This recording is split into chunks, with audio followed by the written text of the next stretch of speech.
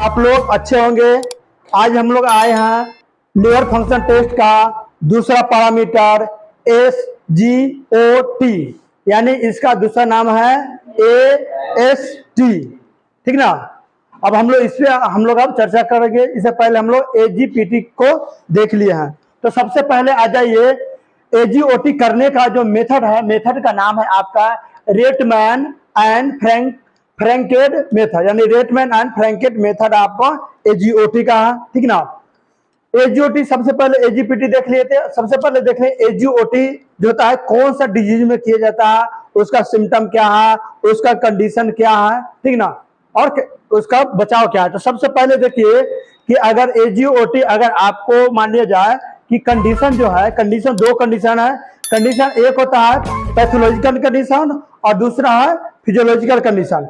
तो physiological condition जो होता है, हम लोग क्या करते हैं, पेशेंट को पता करके, मतलब उसका पता करके हम लोग क्या करते हैं, आइडेंटिफाई कर देते हैं कि इस पेशेंट का क्या प्रॉब्लम है।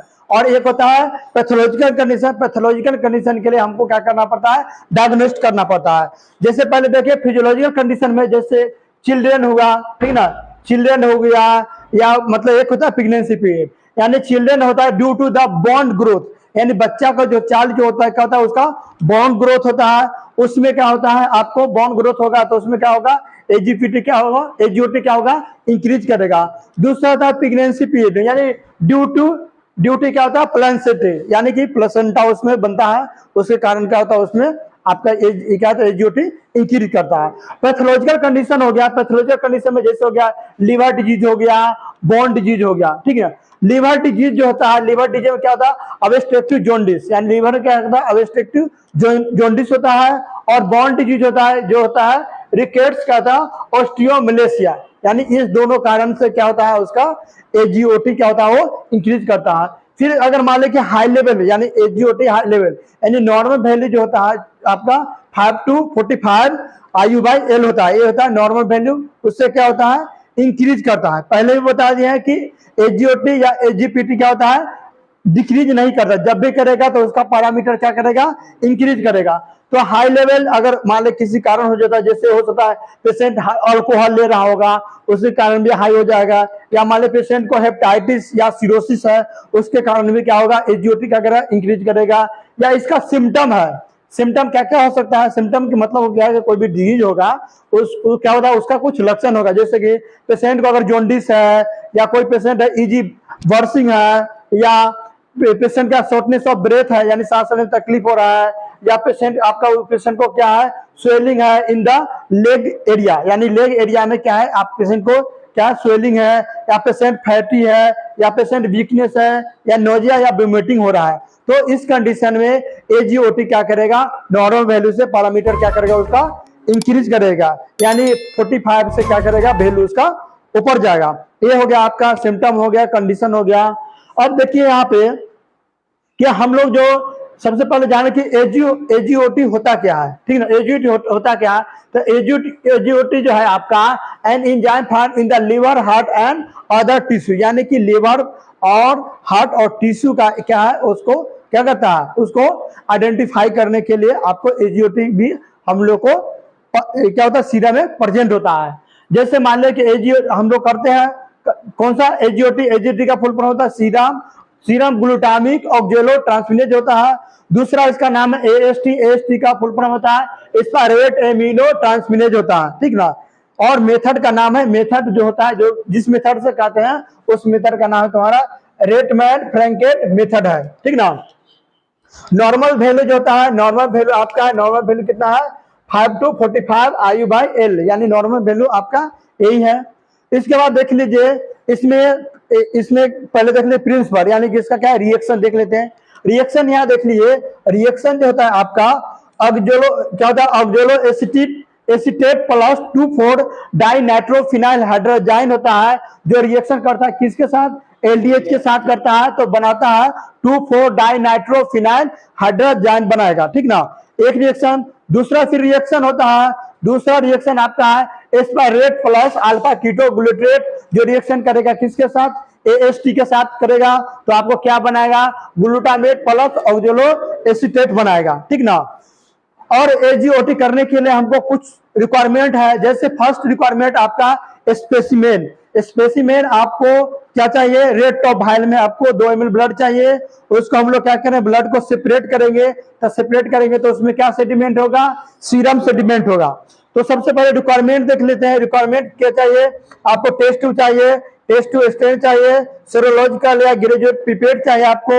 उसके बाद क्या चाहिए, मेजिंग सिलेंडर चाहिए, वाटर वॉच चाहिए, स्टॉप वॉच चाहिए, फोटोमीटर या फोटोमीटर का दूसरा नाम होता है क्लोरीमीटर, स्पीड चाहिए, कॉटन चाहिए, टाइप्स ऑफ डिस्पोजल चाहिए और रेड टॉप वायल चाहिए। इतना रिक्वायरमेंट हम लोग को चाहिए क्या करना है, एजीओटी एस्टिमेशन करने के लिए।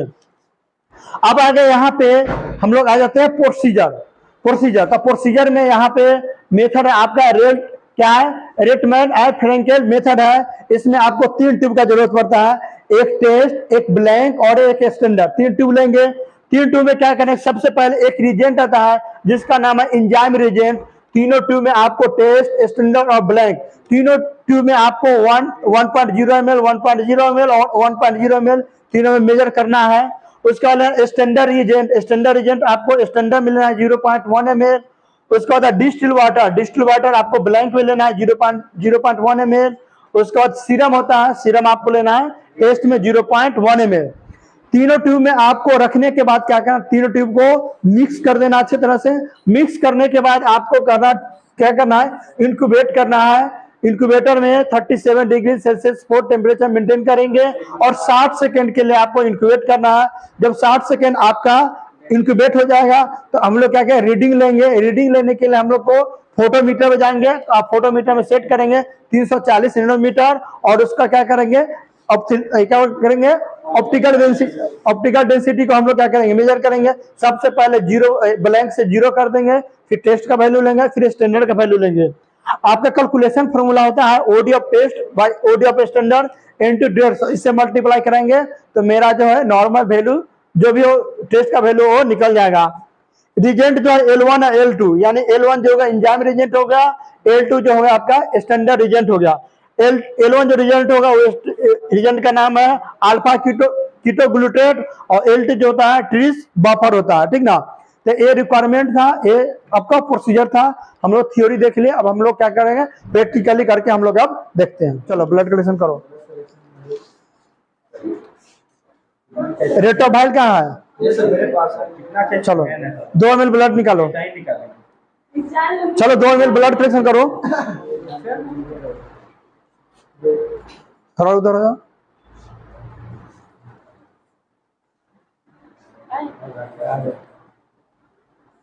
दो ml ब्लड निकालो टोटल।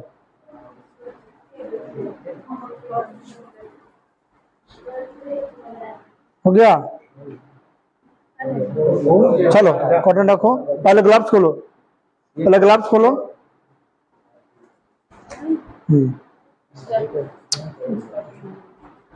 चलो बंद करो। चलो अब उसको कैप लगाओ। चलो रखो भाई में, इधर चलो। अब हम लोग क्या करते हैं, प्रैक्टिकली करते हैं। यहाँ पर देखिए स्पेसिमेन रेडी हो गया है ना, सीरम क्या हो गया, सेपरेट हो गया है। तो सबसे पहले हम लोग क्या करेंगे, यहाँ पे एक आपका रिजेंट है जिसको रिजेंट का नाम है एंजाइम रिजेंट। अब एंजाइम रिजेंट को क्या करेंगे 1 ml तीनों ट्यूब में क्या करेंगे हम लोग मेजर करेंगे।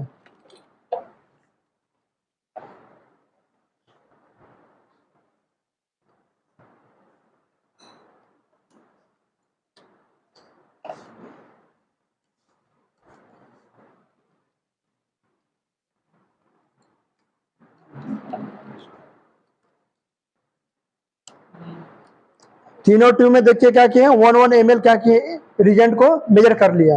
अब आपको यहाँ पे मार्क किए हुए हम लोग स्टैंडर्ड, टेस्ट और ब्लैंक तीनों मार्क किए हुए हैं। तो सबसे पहले स्टैंडर्ड में क्या करना, हमको स्टैंडर्ड लेना है। कितना लेना है 0.1 ml, यानी कि 100 ml क्या करना है, यहाँ 100 ml सेट कर दिया। 100 ml क्या लेना है आपको, स्टैंडर्ड लेना है। अब हम देखिए यहाँ पे स्टैंडर्ड लिए हैं और आउटर एरिया को क्या करना है, क्लीन करना है। स्टैंडर्ड में आपको मिला देना है, स्टैंडर्ड मिला दिया। अब टेस्ट है, टेस्ट में हमको क्या करना है, सीरम को हमको मिलाना है 0.01।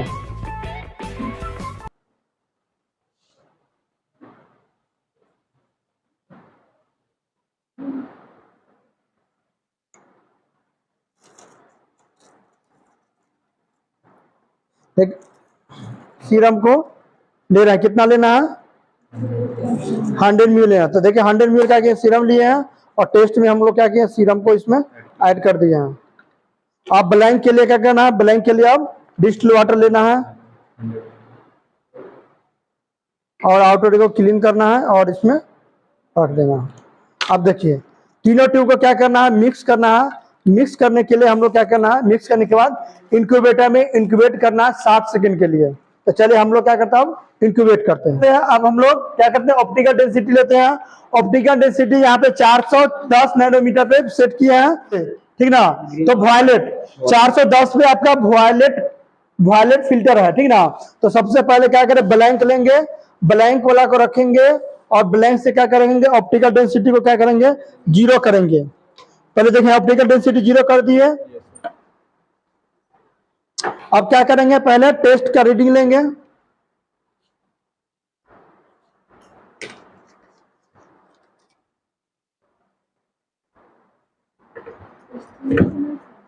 टेस्ट का रीडिंग आया 0.29, टेस्ट का रीडिंग आया 0.29। अब लगाएंगे स्टैंडर्ड का।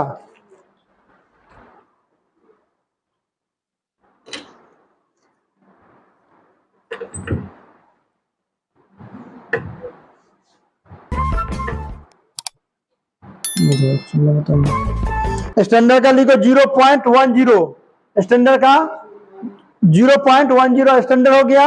और कैलकुलेशन कीजिए तो आपका क्या निकलेगा, AgOT आपका वैल्यू निकल जाएगा। वैल्यू क्या होगा, IU/L, international unit bye litre.